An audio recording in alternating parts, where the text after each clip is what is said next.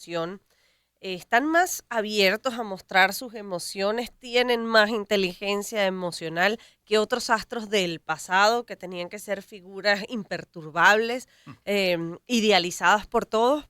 Muchos de ellos actualmente han logrado conectar con sus seguidores a través de expresar libremente sus sentimientos, incluso poner como tema de discusión la presión a la que están sometidos o incluso su salud mental. Bueno, y puede ser al revés, Lila, que esa expresión de sus emociones es no tener inteligencia emocional, probablemente. Pero todo esto nos lo va a aclarar la psicóloga deportiva Daniela Brusca, para que nos ilustre sobre las emociones en el mundo deportivo. Buenas tardes, Daniela. Bienvenida.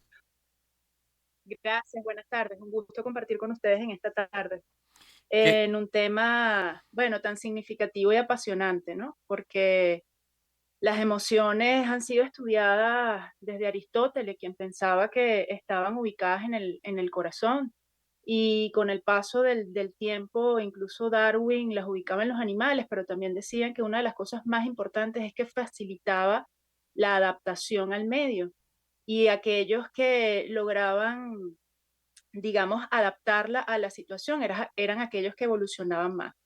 En cuanto a los seres humanos, yo podría decir que desde el boom de Goleman con el estudio Mm. de la investigación de lo que es o conocemos hoy día como la inteligencia emocional, esto ha venido en auge.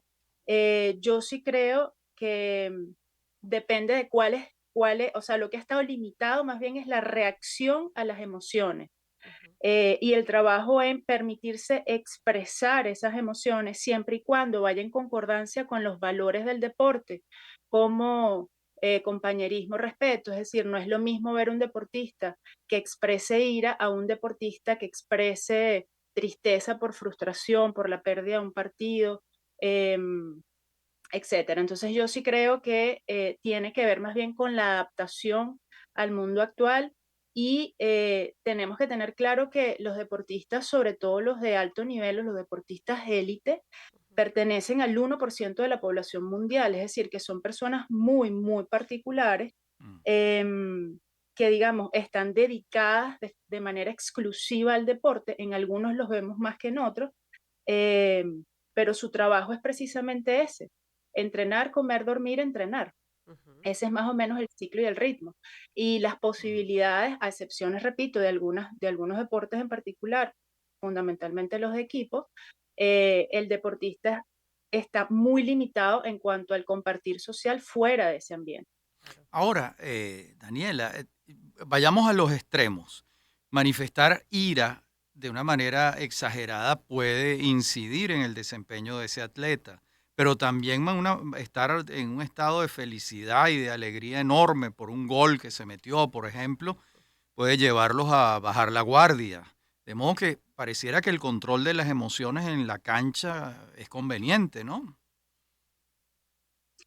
Sí, digamos que tiene una función de regulación.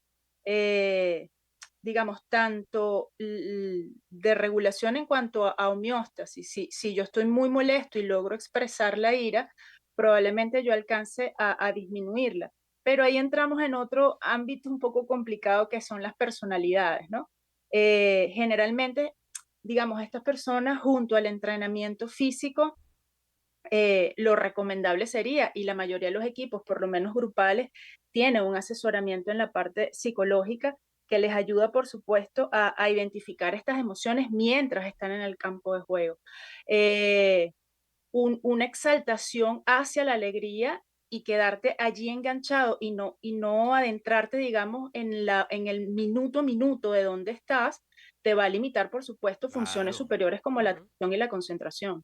Sí. claro. Pero además también creo que la gente tiene expectativas que ponen muchísima presión sobre los deportistas de alto rendimiento e incluso esto atenta con su carrera. Cuando estamos hablando de figuras como Naomi Osaka en el tenis o Simone Biles, que se preparan muchísimo para disputar unas olimpiadas o un torneo y sencillamente ese nivel de presión que es Sí. propio eh, resulta un obstáculo para poder jugar y desempeñarse, ¿no? Sí, definitivamente para muchos deportistas que no trabajen el tema de lo psicológico al momento de la competición, definitivamente tiene, tiene o puede tener incidencias negativas. De hecho, una de las cosas a trabajar fundamentalmente, por un lado, es cómo logro yo concentrarme y que mi nivel de regulación esté con control interno y no externo. Es decir, Ujú, que mi éxito no depende de recompensa externa, porque Mm, allí, mm, bueno, si hay algún tipo de frustración, lógicamente el impacto va a ser mucho mayor. Y por otro lado, tenemos algo que es que se conoce muy poco digamos, el patrón de entrenamiento de un deportista élite. ujú, Y se cree que, claro, cuando llega al juego es una persona que sabe, que está súper concentrada, que controla sus emociones, que es impecable en cualquier desarrollo de movimiento físico. Y, por ejemplo, si nos vamos a la natación, tenemos personas que entrenan 8, 10 horas al día para nadar 25, 23 segundos. ujú. mm. Es decir, Sí. estamos hablando de años y meses de entrenamientos arduos. Y bueno, esta historia en relación a Michael Phelps es mucho, ya ha Sí, sido, Claro. digamos, divulgada claro. para, y todo el nivel de presión al que estuvo sometido, con una limitación en la sociabilización importante, o permitirse, digamos, relajarse en otro tipo de áreas o circunstancias de su vida para terminar nadando eso, 23 segundos, un minuto. En el Ahora, caso de otros deportes, más o menos lo mismo. Daniela, por ejemplo, un jugador como Neymar, que uno lo ve en un partido en el suelo varias veces y que a lo largo del partido comienza a desempeñar una especie de papel de víctima. Ahí hay un tema con las emociones, ¿no? Porque es como que se está retroalimentando. Es cierto que le hacen faltas porque es un jugador extraordinario, pero termina siendo como una culebra que se muerde la cola, ¿no? Bueno, claro, yo en el caso de este jugador en particular, que ciertamente es un jugadorazo, Sí. tiene unas características de personalidad muy particulares, es un hombre muy histriónico. Ah, Cuando hablamos de histrionicidad, hablamos de una persona que necesita de la admiración de otros.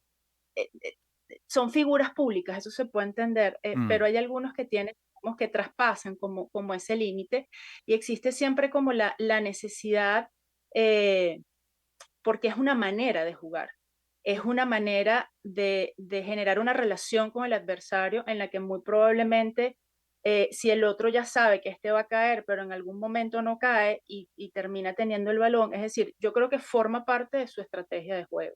ya. Daniela, este tema es interesantísimo y la verdad es Sí, sería fascinante una conversación sobre la otra cara de la moneda, lo que pasa con claro. el fanático y cómo el deporte logra generar emociones súper intensas, no solo de alegría, de euforia, sino también de rabia, incluso de tristeza o indignación en el fanático. Así Hay que gente que parte los televisores, bueno, está el Lila. famoso video del Tano Pazman cuando el River o su equipo, ahora no recuerdo cuál es, desciende a la B y grita desesperado, estamos en la B, al borde de un accidente cerebrovascular, un infarto, afortunadamente no le dio, Bueno, pero bueno, imagínate. esos temas también habría que conversarlos con Claro, las Daniela en otra emociones oportunidad. del fanático. Sí, señor. Muchas gracias, psicóloga deportiva Daniela Brusca, por todas estas explicaciones tan interesantes, de verdad.